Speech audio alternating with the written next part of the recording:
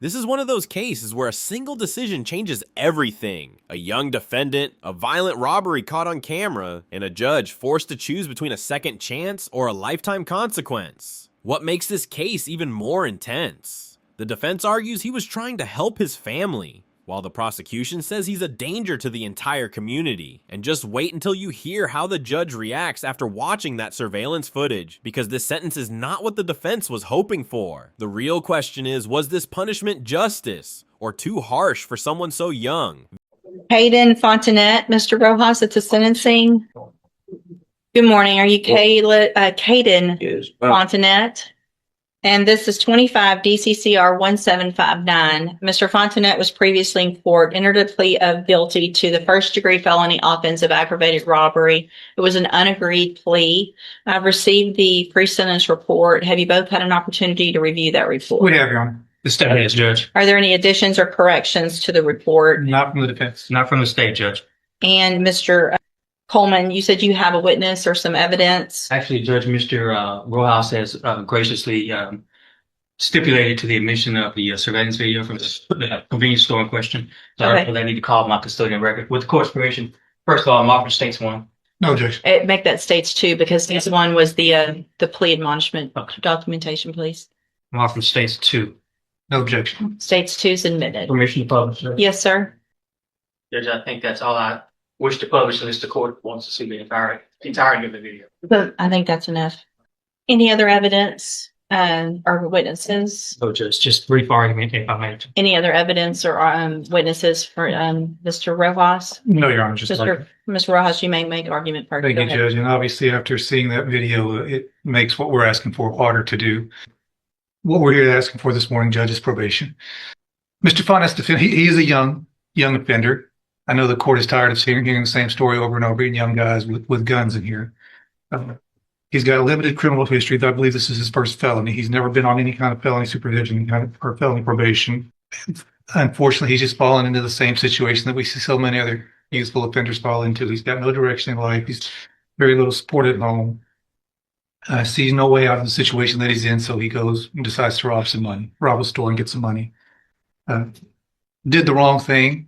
And if his story in the PSI is to be believable for what I believe is the right reason, he's trying to help his mom out at home, he's trying to pay some bills, keep the lights on. Certainly, there are better ways to go about doing that. And I hope that the time in jail has taught Mr. Fontanet that.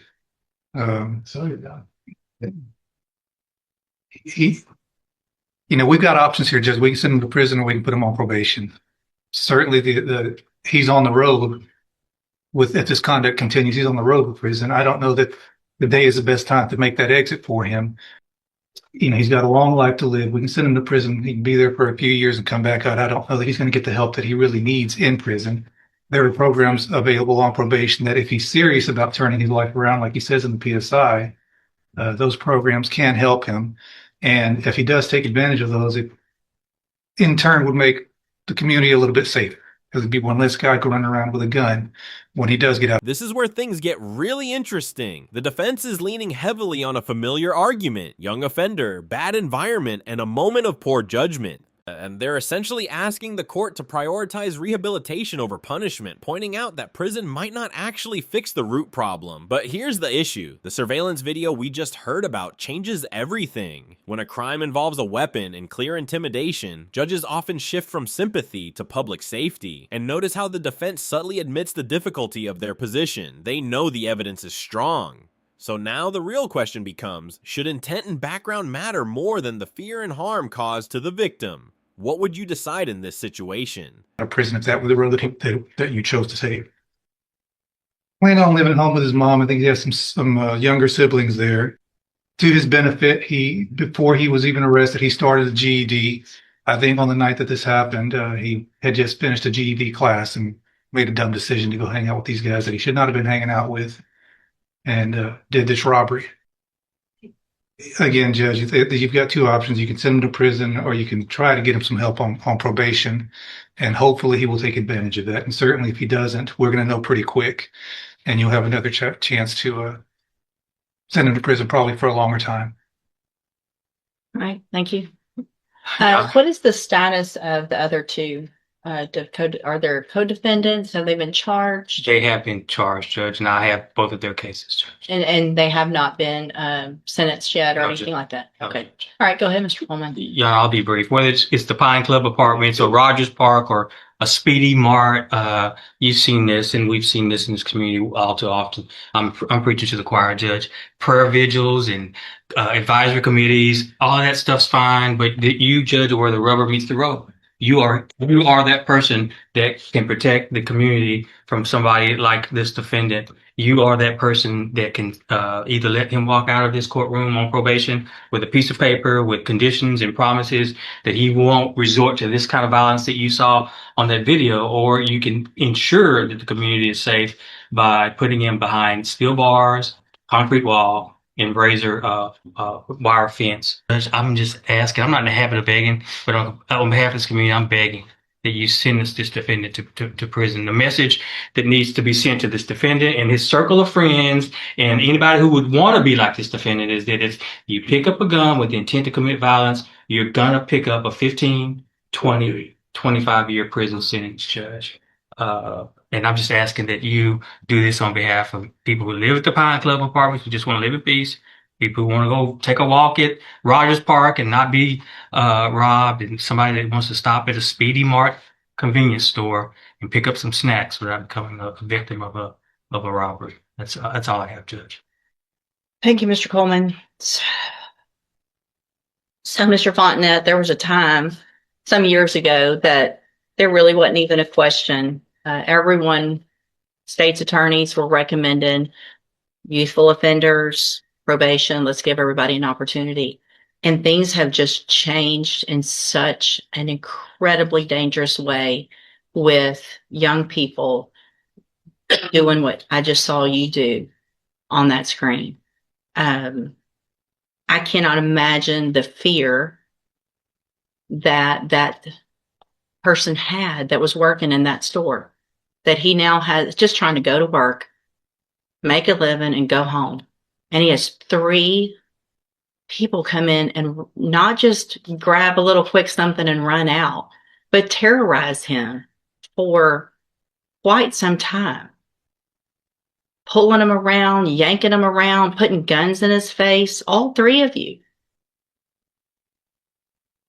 I also, in addition to the PSI, get jail incident reports. And you apparently like to fight and jump people, which is what's been happening in the jail. So it makes it very difficult for me to go, oh, this is somebody that's going to get out and behave, who can follow the rules, because you can't even follow the rules in jail. And the pre-sentence report shows that you're a high risk level, which tells me that after they've looked at everything, that you don't have, unfortunately, a good likelihood of being successful if I were to put you on probation. And Mr. Coleman's right. We're tired of it. And there's got to be something done. So in cause number 25, DCCR 1759, I'm going to find that you entered your plea of guilty freely and voluntarily. I'm going to find sufficient evidence to find you guilty. And at this time, I'm going to find you guilty of aggravated robbery. I'm going to sentence you to a term of 25 years in the institutional division. Come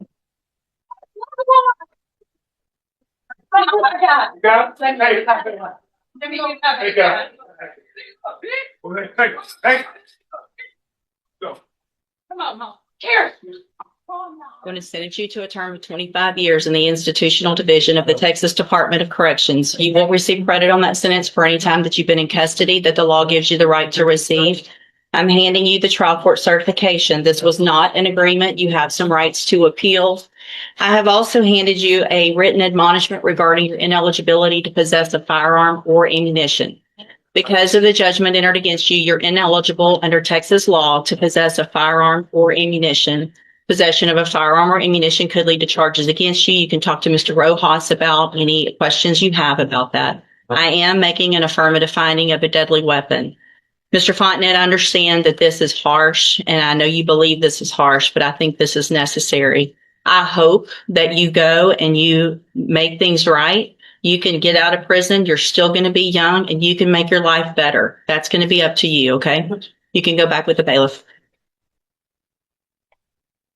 And there it is, 25 years in prison, a decision that sends a very clear message: armed robbery, especially with multiple offenders and clear violence. It will not be taken lightly. The judge didn't just focus on this one incident. She looked at the bigger picture, the surveillance footage, the jail behavior, and the high-risk assessment. Legally, that deadly weapon finding is huge. It limits parole options and significantly increases the severity of the sentence. This case highlights a major tension in the justice system: rehabilitation versus deterrence. Do you give a young offender another chance, or do you protect the community at all costs? In this case, the court chose protection. Now, I want to hear from you. Do you think this sentence was justified, or was it too harsh for a first-time felony offender? Drop your thoughts in the comments below, and if you found this case as intense and thought-provoking as we did, make sure to hit that like button, share this video with others, and don't forget to subscribe for more jaw-dropping courtroom breakdowns.